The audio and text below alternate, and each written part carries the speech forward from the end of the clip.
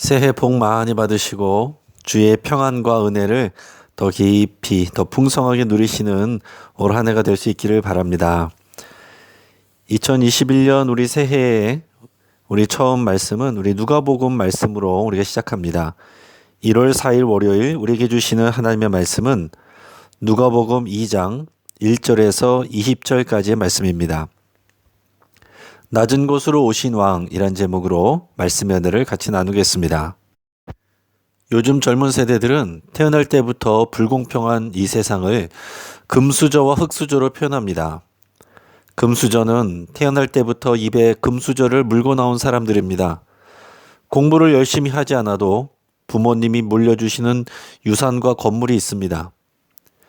요즘에는 이런 부잣집 자녀들이 공부도 잘하고 열심히 하는 경우가 많습니다.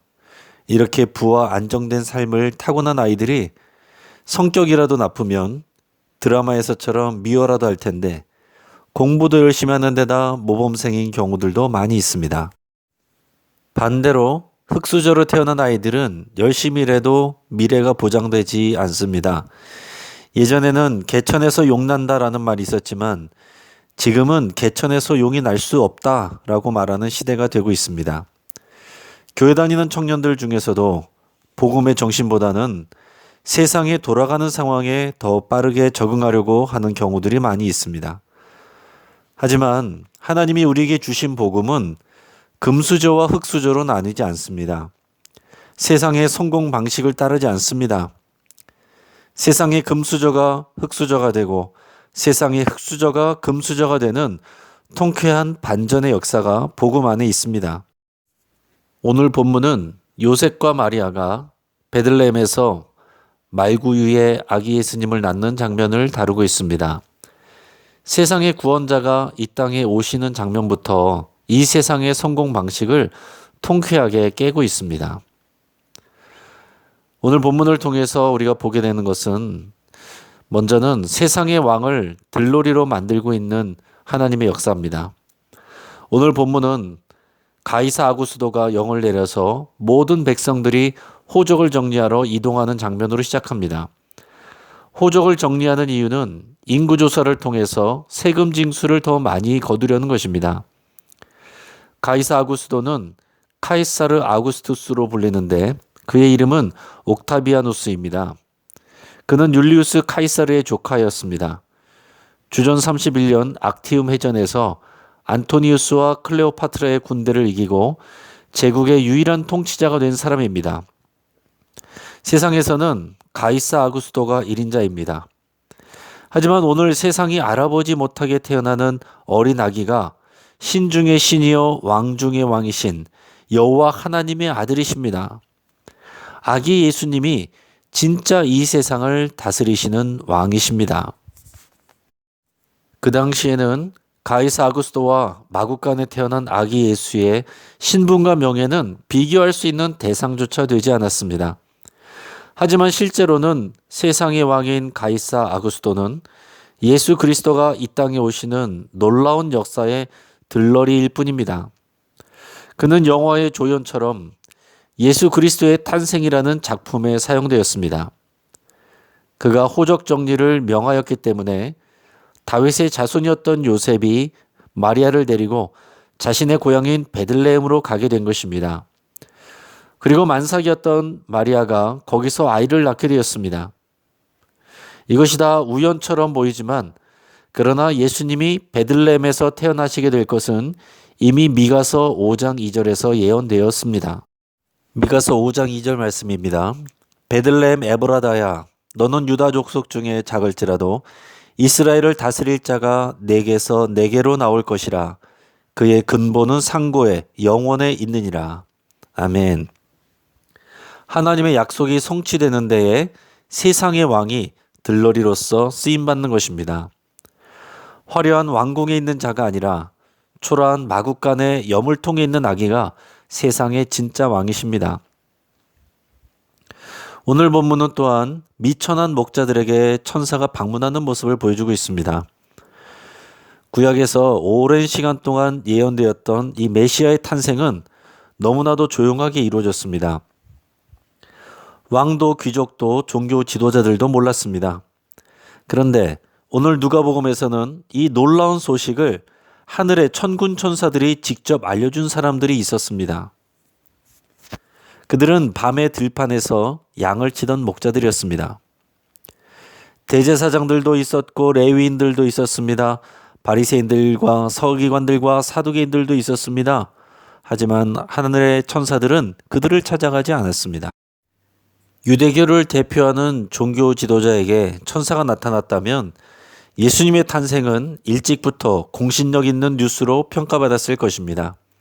하지만 하나님은 남들 잘 시간에 들판에서 양떼를 돌봐야 하는 미천한 목자들에게 천군 천사들을 보내셨습니다. 도대체 그 사람들은 누구이기에 이런 영광스러운 천사의 방문을 받았을까요? 그들의 이름은 아무도 모릅니다. 이름 없는 목자들이었습니다. 그들의 신앙이 대단하거나 인품이 고귀해서가 아닙니다. 베들레헴 가까이에 있는 들판의 무병의 목자들이었을 뿐입니다.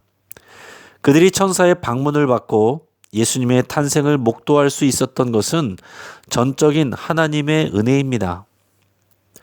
그러나 분명한 것은 그들이 천사들의 말을 그대로 믿고 아기 예수님을 찾아가서 자기들이 본 것을 전했다는 것입니다.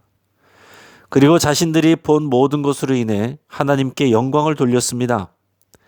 그들은 여호와 하나님을 경외하고 천사들의 말을 신뢰하고 순종한 그런 사람들이었습니다. 오늘 본문 말씀에 15절에서 17절 그리고 20절 말씀을 읽겠습니다.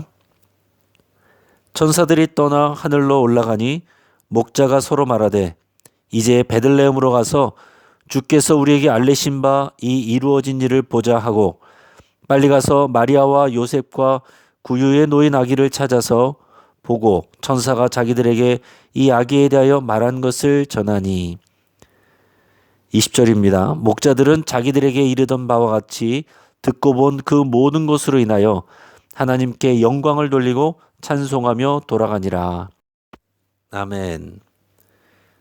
자, 이제 본문에서 마지막으로는 이 목자들의 말을 마음에 새기는 마리아를 보여주고 있습니다. 이 갑자기 나타난 목자들과 그들이 전한 천사들의 이야기로 인해서 요셉과 마리아는 많이 놀랐습니다. 그러나 마리아는 단순히 놀라는 데서 그치지 않았습니다. 마리아는 미천한 목자들이지만 그들이 전한 말을 마음에 새기고 생각했습니다. 오늘 19절 말씀입니다. 마리아는 이 모든 말을 마음에 새기어 생각하니라. 아멘. 마리아도 예수님을 뵈기 전에 가브리엘 천사의 방문을 받았었습니다. 그리고 천사가 전한 말을 마음에 새겼습니다. 그리고 자신에게 일어나는 일들이 우연의 일치가 아니라 하나님이 하시는 일임을 믿음으로 받아들이고 있었습니다. 그래서 그녀는 가브리엘이 알려준 대로 예수님이 태어난 지 8일 만에 율법대로 할례를 받고 아기의 이름을 예수라고 지었습니다. 오늘 본문의 21절 말씀입니다. 할례할 8일이 되매 그 이름을 예수라 하니 곧 잉태하기 전에 천사가 일컬은 바로라. 아멘. 마리아는 천사의 말도 마음에 새겼을 뿐만 아니라 공신력을 인정하기 어려운 미천한 목자들의 말도 마음에 새겼습니다. 자, 이것은 마리아의 신앙과 겸손함을 동시에 보여줍니다. 왜 하나님께서 마리아를 선택했는지 생각하게 하는 장면입니다. 이제 말씀을 정리하겠습니다. 세상은 약육강식의 원리로 돌아갑니다.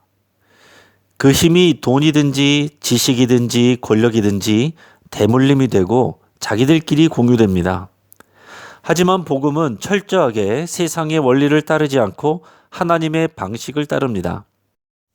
하나님의 방식은 세상과 반대로 약한 것들을 통해서 강한 자를 부끄럽게 하시는 것입니다.